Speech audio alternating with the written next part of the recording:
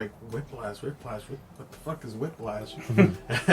And so watching it, I was like, dude, I've been wanting to watch this movie for so long. It's been on my wish list for so long, and the fact that I got to watch it with it, and with you guys, it was it's cool, because it's sometimes you lose.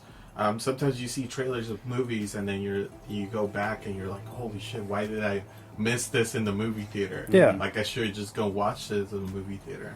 I can only imagine how good it must have sounded in the theater. The sound design and the editing, Yeah. it's just like, whoa.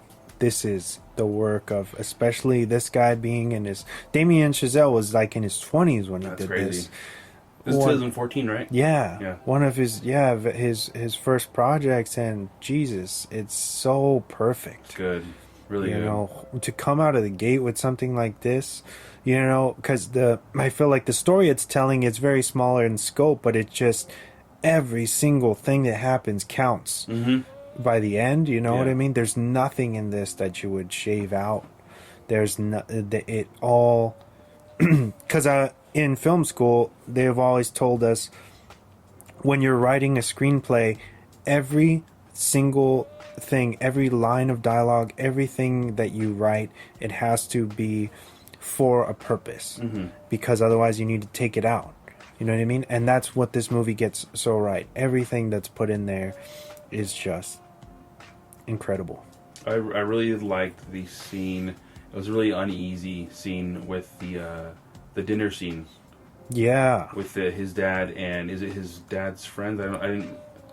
They don't really go into detail. It's just like family, friends, and I feel like you get that. And my family used to do this when I lived at home all the time, where you get that uneasy feeling of he's like the black sheep, or he's not really. Andrew is continuously.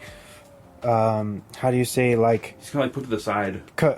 Not just that, but he's compared to Like the athlete counterpart. Yeah. Which all of us kind of in some shape or form, we experience that in life, or whatever,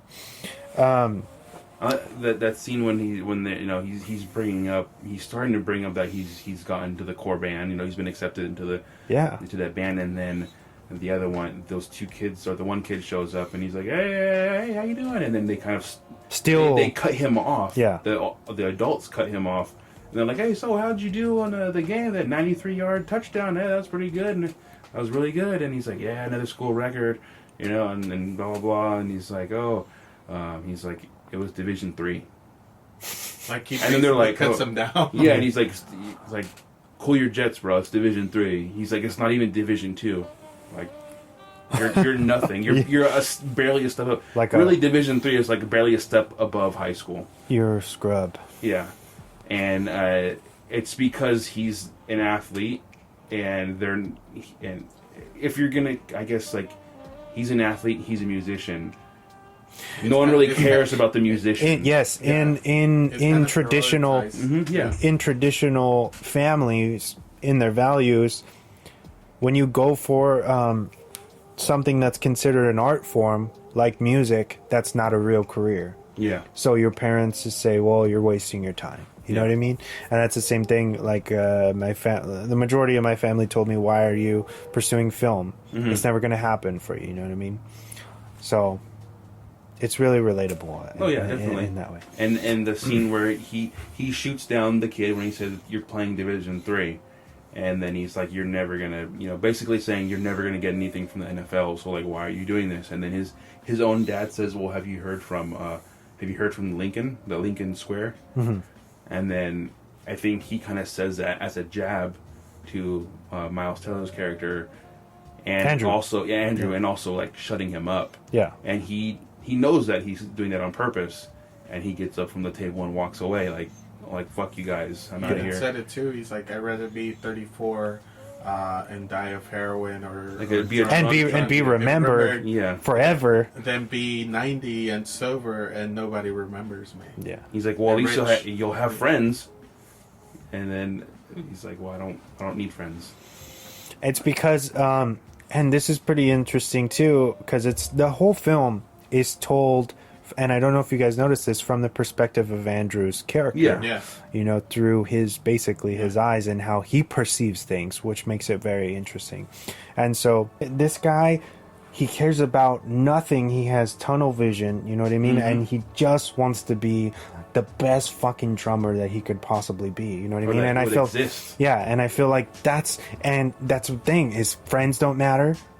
Nothing matters, and that's why you start off. He's in every fucking scene, and everything it revolves around drumming. Like that is his life, nothing else. And he breaks up with his girlfriend. Yeah, that's the next point I was getting to. Even when he goes to the movies with his dad, you can tell that he's thinking about music. You know what I mean? Like that's what he's doing, but he's doing it for to bond with his dad. Yeah, because that's his family. Yeah, you know what I mean. And he does try to get a girlfriend, right? He has one for a little bit, and he breaks it off and says basically, I need to focus. He's like, he basically breaks down the next year of the relationship and how he thinks it's gonna go, saying, look, I'm going for the seat at the in the big boys table basically, and for me to do that, I need to focus more on music. And then you're gonna resent me, and you're gonna tell me that we need to spend more time together, and you're gonna make me stop drumming as much, and then I'm gonna resent you, and then we're just gonna get in arguments all the time, and then we're gonna end up breaking up anyways.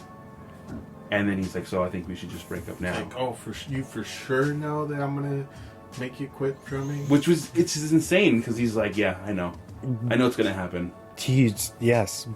But his delivery, it was so good.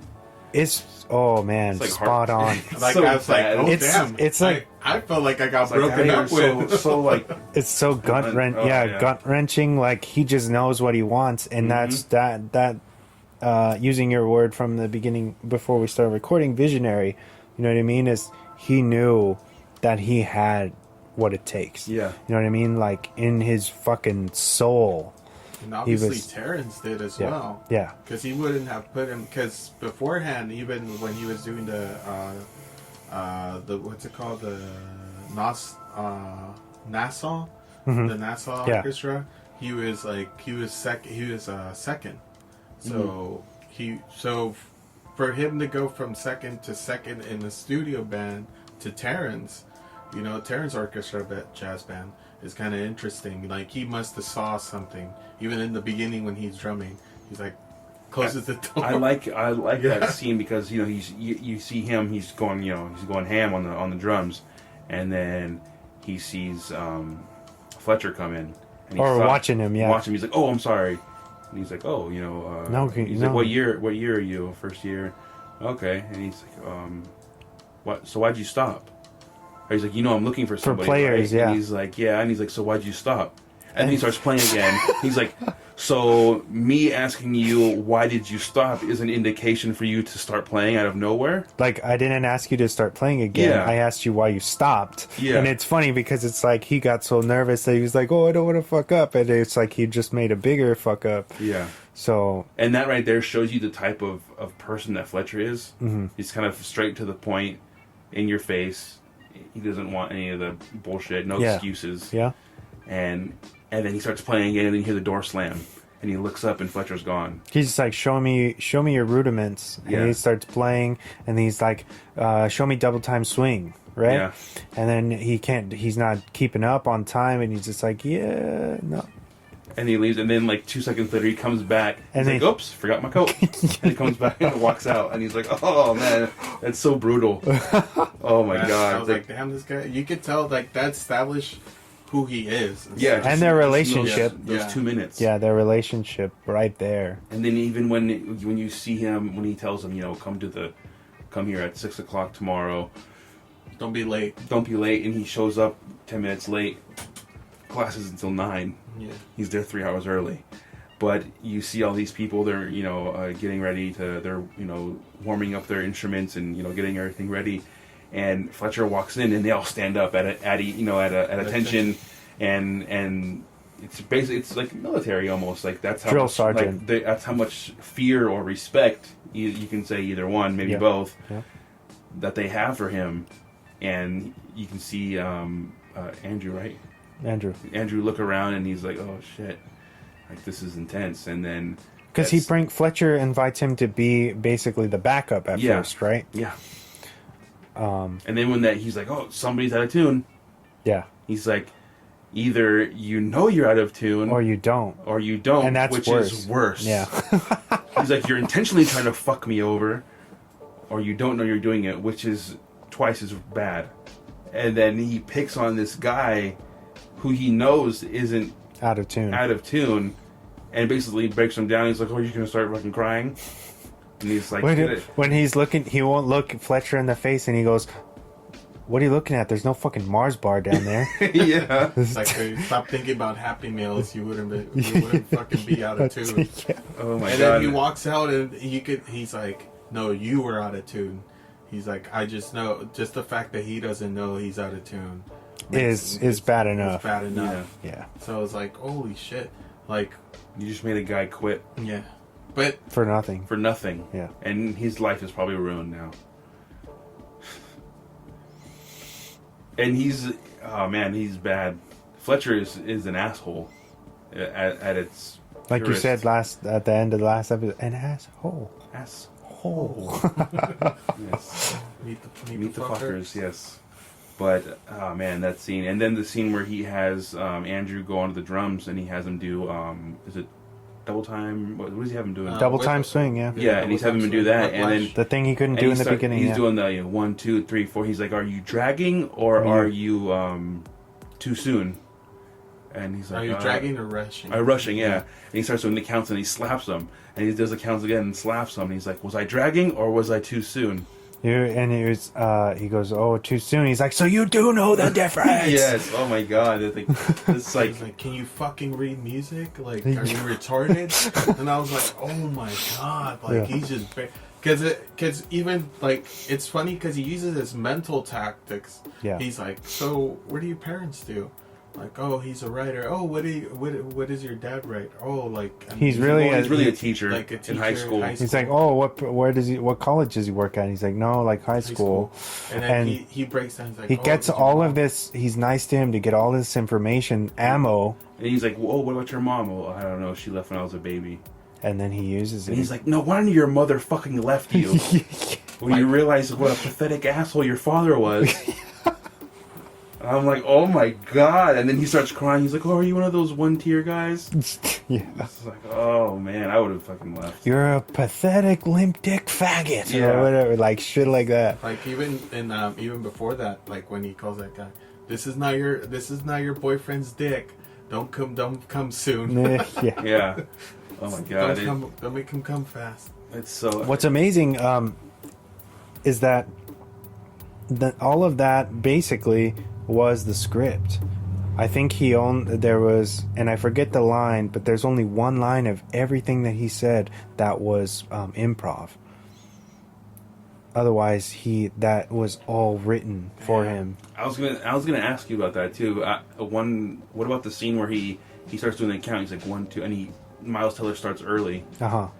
Was that part of the? To me that felt. I mean, the whole movie felt organic with the script and everything. But I was just asking with the slap. If that scene where not the slap, but when he's having him count, he's like 1, 2, 3. Wait. And he does it like not my tempo. He does it on a yeah. He's like, not my tempo yet. Wait, hold on. He's like, don't worry, we'll do it again. No, I think that was all because that's not because I remember. I don't think that was. I think that was part of the script. It's so good, just everything. But yeah, little thing. Yeah, you can tell the nervousness that Andrew has. It's so everybody has. It's so organic, and it's relatable because I've been in that situation, not with music, but again with football, having like fucking up, like, oh, are you doing the right thing? And then you start to question yourself, like, was I supposed to do that or was I supposed to do the other thing? And it's mind games. I guess in between takes he was like super not like a sweet guy. Oh yeah, I think I would assume that he's a really nice guy. But it must have been weird for him to turn it on and be like, "You fucking piece of shit!" Like 6 inches from your face, screaming at you. Yeah, insane. Because that guy is a very, and I loved him for this because he's so charismatic and just a tough looking dude. Yeah. You know what I mean? And his voice, it's like Gary Oldman. You know what I mean? Like, you don't want to. you don't want to fuck with J.K. Simmons. No. And yeah, so seeing him in this, it was